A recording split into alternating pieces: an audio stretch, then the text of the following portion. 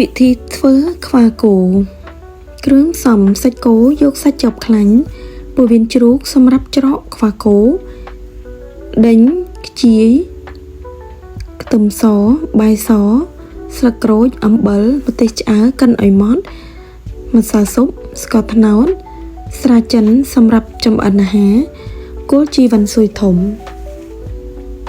វិធីធ្វើហាន់សាច់គោចប់ខ្លាញ់តូចៗយកទៅកិនកុំឲ្យម៉ត់ពេកហើយបុកខ្ទឹមសម្ដេញស្លឹកក្រូចខ្ជាយគល់ជីវ៉ាន់ស៊ុយធំឲ្យម៉ត់យកសាច់គោទៅបន្ថែមនៅស្ករត្នោតអំបិលម្ទេសឆ្អើរបាយសម្សៅស៊ុបស្រាចិនទឹកក្រូចស្លឹកក្រូចហាន់សរសៃស្ដើងច្របល់ចូលគ្នាឲ្យសព្វល្អទុកប្រហែល30នាទីបន្ទាប់មកយកច្រកក្នុងពោះវៀនជ្រូកធំរហូតដល់អស់សាច់យកចំណងចងប្រហែល1ថ្នាំងចង្អុលដៃ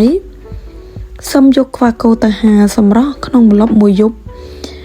ថ្ងៃទី2យកទៅហាលនៅខាងក្រៅត្រូវថ្ងៃរហូតដល់ស្រស់ក្រៀមល្អជាការស្រេច